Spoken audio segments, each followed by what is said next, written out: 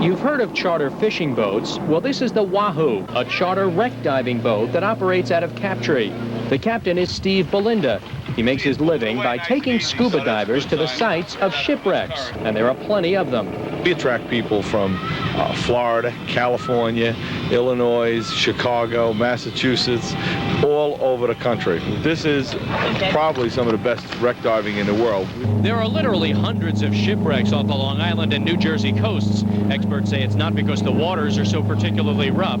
It's mainly the sheer volume of boat traffic, especially during World War II, when U-boats and other warships regularly patrolled the area. What it was is the entrance into New York Harbor. Ships from the old sailing days used to come in and hit Montauk and then follow the shoreline right into New York Harbor. And just due to the great volume of shipping, we naturally have a lot of shipwrecks. Dan Berg is a diver and author of 2 books named Wrecked Valley, the nickname of the area off Long Island and New Jersey where so many wrecks took place. Go to it, guys.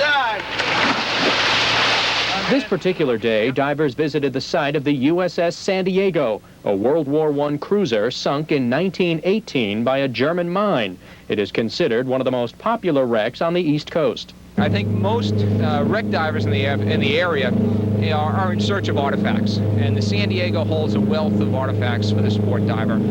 Everything from portholes to ammunition, little brass anchors, cage lamps, ceiling lanterns, china dishes, and silverware. Mast okay? Mast is okay. Other popular wrecks off Long Island include a paddle wheel steamship sunk in 1859 and a Prohibition-era rum runner, complete with full bottles of bootleg whiskey.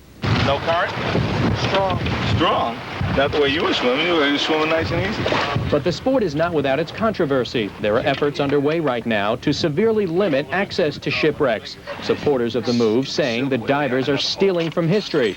It's a charge divers angrily deny. They say rather than robbing history, they're preserving it by obtaining artifacts that would otherwise never be seen. It's more valuable to the individual who finds it. You generally don't sell what you get? You certainly couldn't sell any of it, or not too much of it. We do display it in some local museums, the Suffolk Maritime Museum. A couple pieces of silverware and a dish. One thing everyone agrees on, the popularity of the sport is increasing all the time. This one particular wreck, like the USS San Diego, there's five local charter boats that run there, and on a given day, we could have all 5 charter boats there and have over 100 people diving on the same day. Evelyn Dudas has been diving for 26 years. She was the first woman to dive the Andrea Doria. In fact, she has the main compass from that ship. The average of divers to artifacts these days is a lot more than there used to be. You used to come up with a lot more artifacts 20 years ago than you do right now. You really got to be careful and look. Doesn't mean they're not down there. Those people that pick carefully through the debris will find lots of little interesting things, sometimes some pretty nice things. Last year or 2 years ago, I found a lantern just hanging with a hook. While collecting artifacts is rewarding, those involved in the sport will tell you it's just the icing on the cake. The real reward is exploring a whole new world. When you see that ship, though, down there, that must be a pretty intense feeling. Oh, yeah, it was, especially with all the fish around it. As soon as I got down there, I got greeted by a big blackfish, so it was really nice. It's peaceful.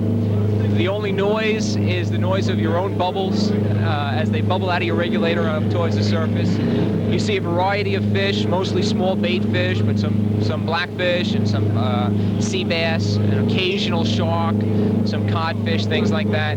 It's a whole nother world. I started diving 11 years ago, and I think after my first dive and catching a lobster locally, I was just addicted. Off Fire Island, Doug Geed, News 12, Long Island.